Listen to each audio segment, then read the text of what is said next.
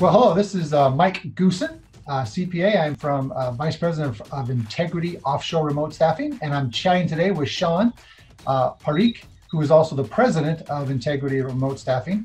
And we're starting our first in a series of podcast titled Build a Kickass Offshore Team. We're pretty excited having you today. We want to talk a little bit about is offshore staffing for you and what's happened? How do we get to this point? And so a lot of history today and maybe a little bit of solution. So Shawn, can you give me some insights to what is going on in the industry that's kind of brought to this point? Sure, Mike. First of all, as Mike introduced me, I'm the president and the CEO of the company.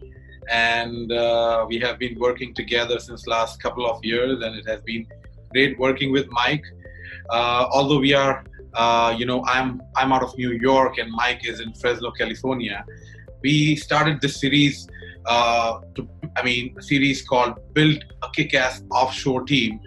And we thought of this idea that we will create this few episode of video podcast and come up with some kind of an insight on some of the questions that our client ask us, some of the problems, that accounting firms typically faces, and how an offshore staffing can be a great solution to solve those problems. So coming back, Mike, to your question, how this idea kind of started, we need to go a little bit back into the history that how really offshore staffing kind of emerged. So starting with IT, information technology, 2-3 decades back, developing countries like India kind of started building their IT talent pool. And some of the big giants, started getting into this industry, and they started working with some of the multinational companies based out of America and other developed parts of the world. And that's where Indian IT sector started booming, and the whole new era started of globalization, wherein previously globalization meant goods going from one place to another place, which means a multinational company selling goods from one country to another country. With the emergence of information technology, the dimensions changed. What happened is you now have people working for your company sitting in different parts of the world. And this was just started with IT and then, got into different sectors, banking and finance, insurance, and many more sectors. And India had led somewhere this service-driven sectors, sheerly because of the big British influence that India has. India used to be a British colony for about... Yeah, and as a result of that, the school systems, the education process is very similar, I understand, to the British approach years ago, and continues today, right? I mean, as far as English-speaking requirements, that sort of thing. And apart from that, India is the second largest English-speaking country in the world after United States. So, which is amazing to me. Yeah, I realized I didn't even know that until I met you a few years back. And then when you think about that, still today, English is still the business language across the world, regardless, correct? Yes. I mean, I have some relatives that work in France. He's a French company, and I asked him, how's his French doing? And he says, I don't even speak French. He's been working for him for 15 years. He doesn't even speak the language of the company. But he's a controller for the company. So English is a worldwide business language, which is good. And what really started, this was a big transformation. Accountants, you can always say, are late in adaptation to technology. Yeah. So accounting industry started a little bit late. Yeah. You know that the first one to enter were the big fours. And they kind of came in, they started their offshore offices in India first. They, acquired smaller firms to acquire the local talent pool. They sent some managers to India so that they can set up multiple offices. And what happened was even larger firms, top 200 firms, followed the footsteps of Big Four and built their offshore offices. And that's where the real trigger point was for companies like us. Sure, that makes perfect sense, because they're the Big Four, the big movers are impacting the talent pool. Yes. Educating them, employing them, and starting to build a feeder system into accounting professionals out of India. Yes, and what we found out was why, if Big Four and larger firms are doing this, why can't a smaller firm or a mid-sized or a regional accounting firm do this? Yeah, why not? I mean, sure. Yeah. Well, I mean, they couldn't themselves do it, but companies like Entigrity can help them do it. Yeah, and I mean, that's when this question came up, why only Big Four and larger firms are doing it? And that's where we realized that the scale is a challenge. Hiring 5 or 10 employees, and you go from America to India, doesn't make sense in terms of economics, the hassle that you have to go through, and the compliances, and then there are hundreds of local challenges also. It's not, just you go there. And when you run a smaller operations, it's always difficult to attract talent globally. So yeah, makes sense. If you don't have a name, right? Yeah, you don't have a name. Right. Yeah. I'm sorry. We have we work with 500 plus accounting firms. We have about 6 offices in India. Sure. One in Mumbai, one in a city called Baroda, and one in Ahmedabad. So we have, 4 in Ahmedabad, I'm sorry. So we have 6 offices. So when you have bigger operations, the people joining you feel much secure, much safer. It's like, in America, we join bigger companies. So, that's how, it was that if we can set up a bridge where small firms and mid-sized firms can build their talent pool. And that's where we came up with, offshore staffing idea, and started catering smaller firms. So that was a little story. One anecdote I would like to definitely share about this is being a small business entrepreneur. I always want that small businesses or smaller accounting firms, for that matter, should always be, there has to be an ecosystem where they can really grow. They can really, compete with larger firms, compete with bigger firms. If you have heard KPMG Spark, they have launched this. KPMG has launched this division, and they are now getting into accounting and bookkeeping. Okay, that's different. Yeah, that's new. So they are directly competing with the small business guys. Small medium firms. Absolutely, it's a direct attack, if you will, in that particular historically. And I was thinking that what you were saying about the smaller mid-sized firms, where I've been talking with CPA firms over the last several years, that's exactly what's going on. There's some drivers that they're struggling with. One is getting enough people to get the job done, especially the back office work, being able to keep their overhead and their office costs under control, and being able to compete with the larger firms. Just recently here in my small little town of Fresno, one of the most well-known, largest independent, locally owned CPA firms surprised everyone with an announcement 6 months ago that they were now becoming a part of 𝐚𝐜𝐜𝐬. It's 𝐚𝐜𝐜𝐬𝐬, I guess it's called, a large, medium-sized firm that is basically buying up small firms across California for this exact issue. They cannot compete with them on the same level as they can with, in a larger firm. Larger firms have the disadvantage over them. So the small firms are having to make a choice. How do I compete, or how do I join? Yeah, and what happens is larger players are getting larger and and they eat smaller players, and that's happening in the accounting world also.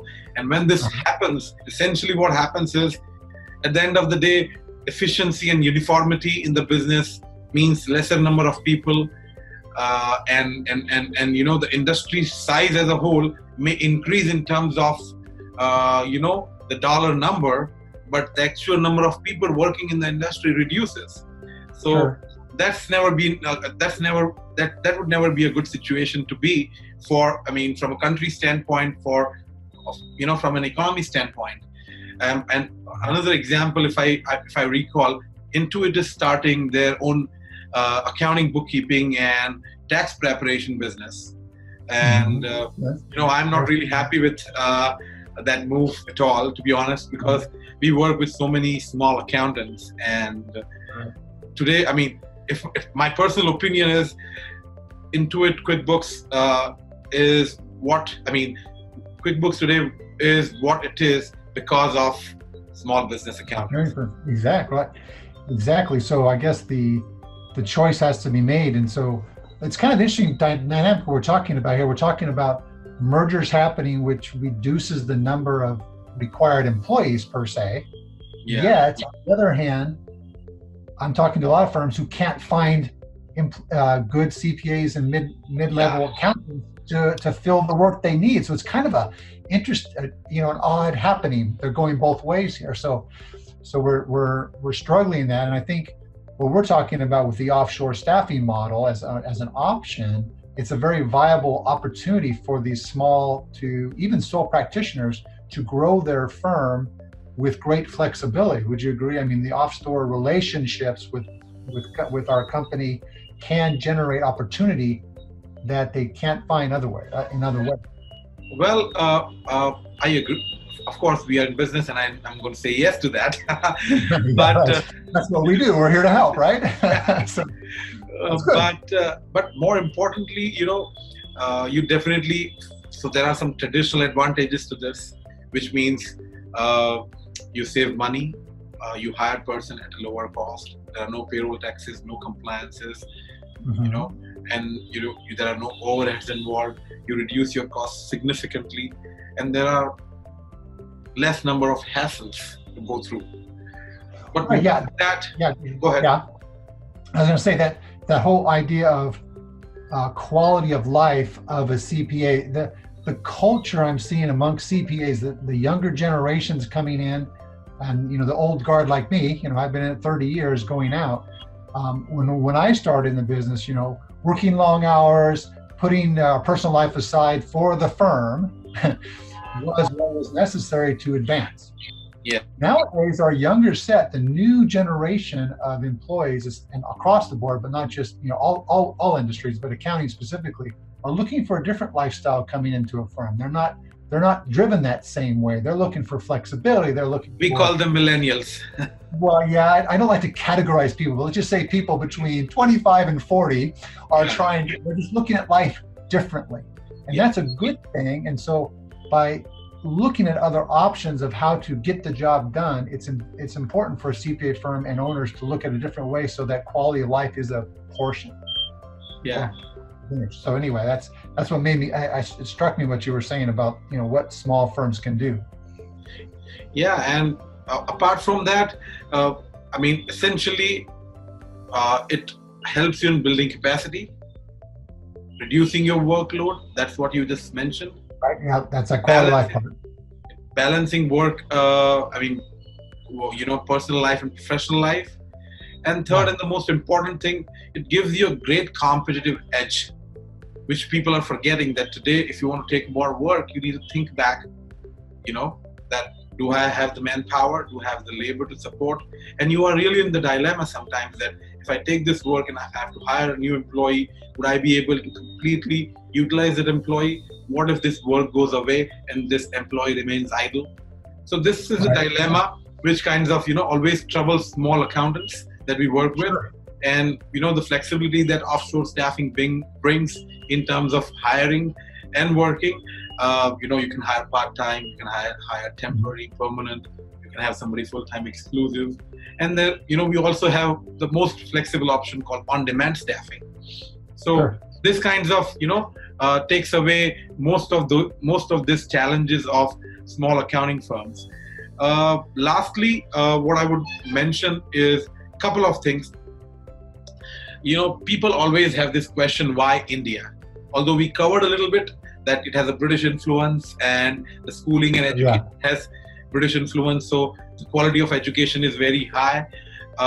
And we also talked about English-speaking culture in India, which are some of the important factors. But one of the most important factors today is, of this last 20 years, this big four and larger firms came in. Then there are some of the Fortune 500 companies, not some, maybe most of them, has their own back office. So this has created the whole ecosystem in India, wherein there are 1 million plus accounting, tax, and finance professionals in India that has an understanding or experience of US accounting, tax, finance industry. Sure. Which is a great ecosystem where smaller firms can participate, mid-size and regional firms can build their own team. And you know, we started this and we built our clientele over time. We started working with small firms. Today, when we are working with 500 plus accounting firms, we have a couple of dozens of clients which are, you know, mid-size and regional accounting firms, and they have started with 1 or 2, you know, full-time offshore staff, and gradually build their own team. So we have a client in 𝐚𝐜𝐬𝐬 who has 15 people team, and you know, we have given them a dedicated client suite, what we call as dedicated client suite, which is like their exclusive office in our office. So they have their own little team room. So they can work like their team room. They have their own video screen where they can, you know, do the direct conference call, you know.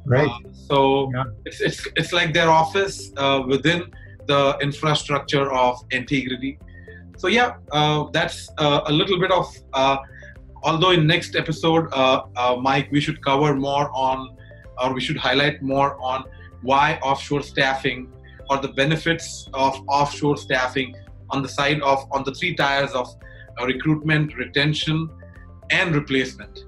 And put out a comparison why offshore staffing is today the best alternative to a local staffing challenge. So we'll cover that in the next episode of BKOT. And Mike, over to you.